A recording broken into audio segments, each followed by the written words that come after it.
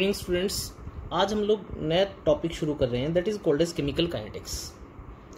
बेटा, chemical kinetics पढ़ने से पहले मैं एक बार थोड़ा सा थर्मोडायनेमिक्स के बारे में बताना चाहूँ। जब आप लोगों ने थर्मोडायनेमिक्स पढ़ा तो उसके अंदर एक एनर्जी पढ़ी थी, that energy was known as free energy. और according to first law energy, free energy was the energy available for thermodynamic work.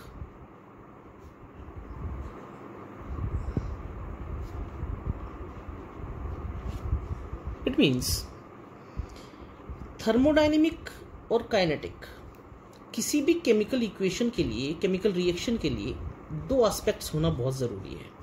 पहला जो एस्पेक्ट होता है that aspect is known as thermodynamic aspect and another aspect is known as kinetic aspect. Thermodynamic aspect हम लोग +1 में पढ़ चुके हैं, थर्मोडायनेमिक्स, जहाँ पे हम लोगों ने delta G free energy change पढ़ा, delta H enthalpy change, T delta S हम लोगों ने पढ़ा था कि कोई वर्क डन होता है तो एंट्रोपी के अंदर क्या चेंज आता है, फ्री एनर्जी के अंदर क्या चेंज आता है। आज जो हम लोग पढ़ेंगे that is called as chemical kinetics. और केमिकल काइनेटिक्स होता क्या है? केमिकल काइनेटिक्स हम लोगों को ये बताता है, जैसे थर्मोडायनेमिक्स हम लोगों को ये बताता है कि कोई रिएक्शन फिजिबल होगी या नहीं होगी। फिजिबल का मतलब होता है कि कोई रिएक्शन रिएक्टेंट एंड से प्रोडक्ट एंड की तरफ प्रोसीड करेगी या नहीं करेगी। उसी तरह जो केमिकल काइनेटिक्स होता है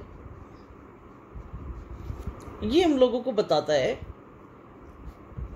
कि अगर रिएक्शन प्रोसीड कर रही है तो what will be the rate of reaction. It means what will be the time taken when reactants will get converted into products. It means chemical kinetics, it is the branch of chemistry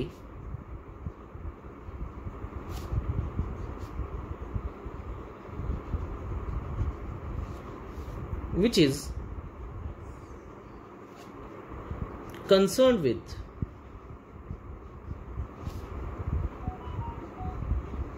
with reaction rates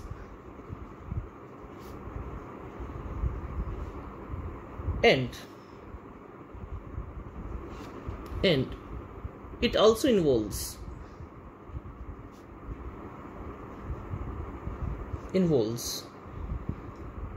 the steps which occurs in the reaction। मतलब क्या होगा?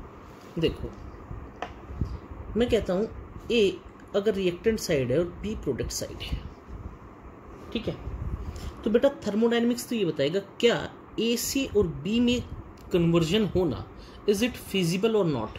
मैं एक शब्द use कर रहा हूं, feasible. Feasible को अगर सबसे आसान शब्दों में समझें, थर्मोडायनेमिक ना सोच करके इसको फिजिबल समझे। फिजिबल का मतलब होता है प्रोसेस पॉसिबल है या नहीं है, ठीक है। अगर मैं कह रहा हूं ए से बी की तरफ रिएक्शन जा रही है तो थर्मोडायनेमिक तो ये बताएगा कि ए से बी होना फिजिबल है या नहीं है। और जो काइनेटिक एस्पेक्ट होगा रिएक्शन का वो ये बताएगा कि ए से बी होना अगर पॉसिबल है तो ए से बी होने में ए की कंसंट्रेशन कितने टाइम में बी की तरफ इन्वॉल्व होना शुरू होगी। जैसे हम लोग आगे चल करके दो साइन यूज करेंगे, one sign will be negative and another sign will be positive. Negative sign को हम लोग यूज करेंगे रिएक्टेंट एंड के लिए और पॉजिटिव साइन को यूज करेंगे पॉजिटिव प्रोडक्ट एंड के लिए। उसी तरह अगर कोई रिएक्शन, मान लो मैं रिएक्शन कहता हूं N2 + 3H2 gives 2NH3, ठीक है, तो बेटा N2 + 3H2 gives 2NH3, ये रिएक्शन इस बात के ऊपर डिपेंड करेगी, इसका रेट इस बात के ऊपर डिपेंड करेगा कि कितनी जल्दी N2 और H2 कंज्यूम होकर के NH3 को बना रहे हैं। अगर ये कम टाइम ले रहे हैं, टाइम कम ले रहे हैं, इसका मतलब इनका रेट ज्यादा है। अगर टाइम ज्यादा ले रहे हैं तो इनका मतलब इनका रेट कम है। तो रेट का मतलब क्या होता है? रेट होता है, अगर मैं रिएक्शन की सेंस में बात करूं तो रेट का सिंपल सा मीनिंग होता है कि चेंज इन कंसंट्रेशन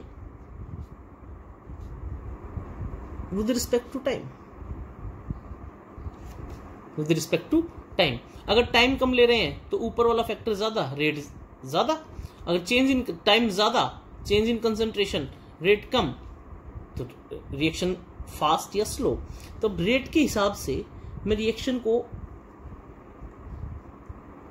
डिवाइड करूंगा। सबसे पहला जो रेट के बेसिस पे रिएक्शन होगा that is called as very fast reaction,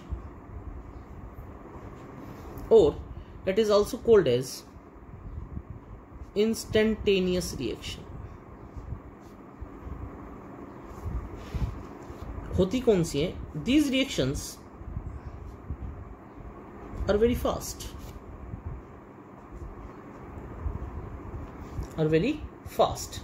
and they occurs as soon as reactants are brought together,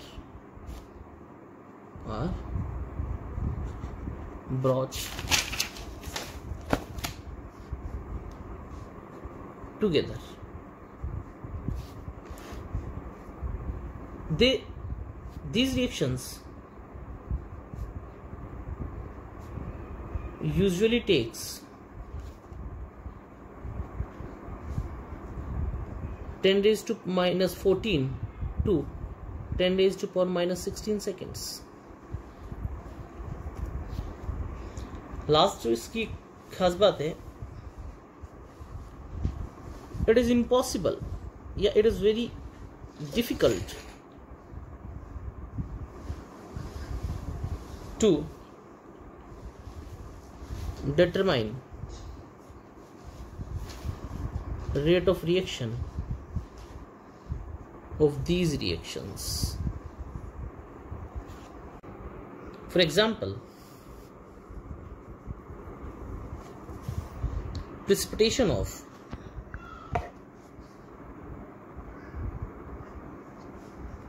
AgCl when solution of silver nitrate AgNO3 and sodium chloride are mixed। देखो क्या होगा, AgNO3 plus NaCl gives AgCl plus NaNO3। ये example हो गया very fast reaction का या instantaneous reaction जिनको कहा जाता है। At a instant of time जो रिएक्शंस प्रोसीड करे those are called as instantaneous reactions. Next अगर मैं बात करूं एक बेटा स्ट्रॉन्ग एसिड स्ट्रॉन्ग बेस की भी, न्यूट्रलाइजेशन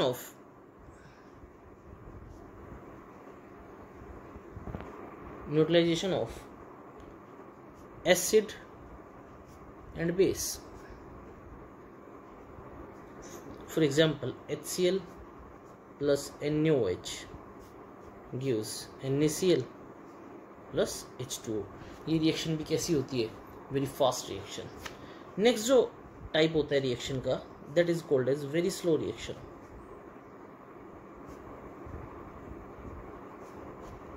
जैसे फास्ट रिएक्शंस जो थी इंस्टेंटेनियस रिएक्शंस का at an instant of time, उसी तरह वेरी स्लो रिएक्शंस इनका प्रोसीड करने का जो टाइम टेकन होता है वो बहुत ज्यादा होता है, इसीलिए इनको वेरी स्लो रिएक्शंस कहा जाता है। These reactions are extremely slow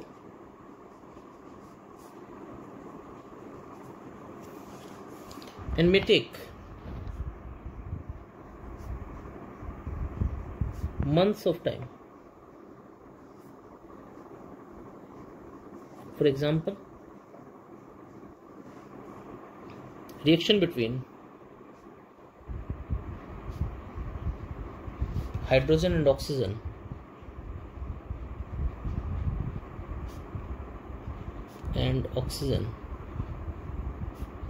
at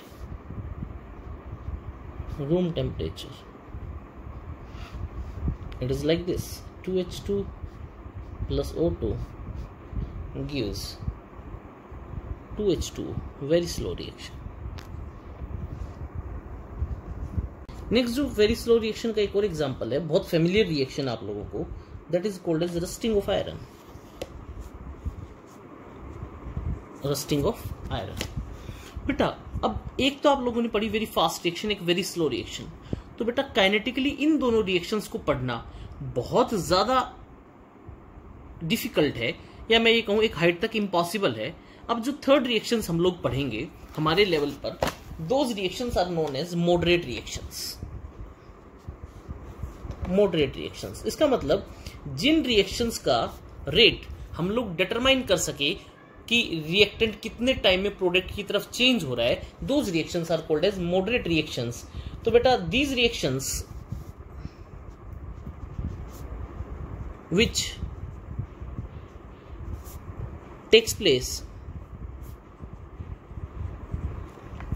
at moderate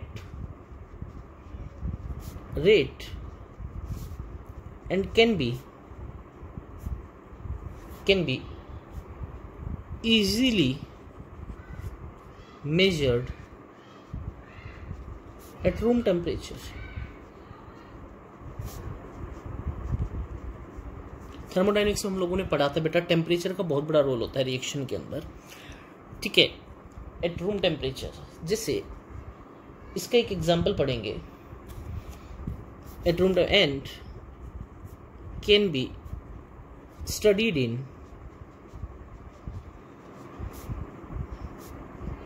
chemical kinetics. Example, decomposition of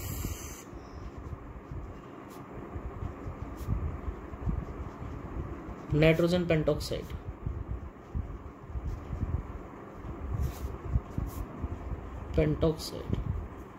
लो जी, ये मॉडरेट रिएक्शन है. 2N2O5 NO2 प्लस O2, ठीक है.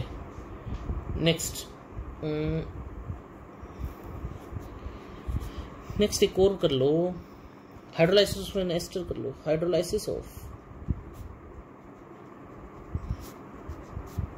एस्टर, फॉर एग्जांपल ये होता है ester RC double bond O C2H5 plus NaOH gives CH3COONa plus C2H5OH. ये reaction moderate reaction होगी. एक बेटा जिसके ऊपर आगे क्वेश्चन भी आएगा, इन्वर्जन ऑफ केन शुगर.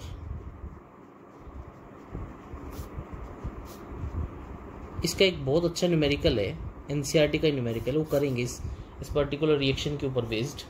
जैसे cane sugar C12H22O11 plus H2O gives glucose plus fructose C12O6 plus C6. It forms glucose and it forms fructose. 10 factors beta. For example, temperature and pressure. These two are important factors by which we can enhance or slow down the rate of reaction. मैंने क्या बताया उसको समझो. Temperature और pressure दो ऐसे factors हैं जिनसे हम रेट ऑफ रिएक्शन को बढ़ा भी सकते हैं, घटा भी सकते हैं. जैसे एक बहुत सिंपल सा एग्जांपल देता हूं. अभी थोड़ी गर्मी शुरू हो गई है ना. हम लोग एक तो दही को रेफ्रिजरेटर के बाहर रखें, वो 1-1.5 घंटे 2 घंटे बाद थोड़ी खट्टी हो जाएगी. वो बताऊं क्या होती है, एंजाइमेटिक रिएक्शंस थोड़ी फास्ट हो जाती हैं. कोई भी फल लें, उसको रेफ्रिजरेटर के बाहर रख दे गर्मी में, तो क्या होगा, एंजाइमेटिक एक्टिविटीज से वो फल थोड़ा जल्दी खराब हो जाएगा. अगर उसी फल को मैं रेफ्रिजरेटर के अंदर रख दूं, टेम्परेचर चेंज हो गया, प्रेशर चेंज हो गया, बताओ क्या वो एंजाइमेटिक एक्टिविटीज थोड़ी स्लो डाउन हो गई या नहीं हो गई. तो इसका मतलब टेम्परेचर और प्रेशर दो ऐसे इंपॉर्टेंट फैक्टर्स जिनसे हम लोग रेट ऑफ रिएक्शन को मेंटेन कर सकते हैं, या मैं ये कहूं बढ़ाया घटा सकते हैं. ठीक है, जैसे एक रिएक्शन है carbon monoxide plus 2H2 gives CH3OH, methyl alcohol बनाने का। ठीक है, अगर इस रिएक्शन को मुझे स्पीड अप करना हो, this reaction can be speeded up if it occurs around 400 degrees Celsius and pressure of about 300 atmosphere। ठीक है, सेम उसी तरह द पेरिशेबल, जो खराब होने वाले perishable food items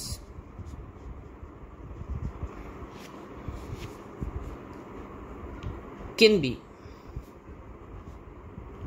slowed down by placing them in refrigerators। बोलो है या नहीं? by placing them in refrigerators। और बेटा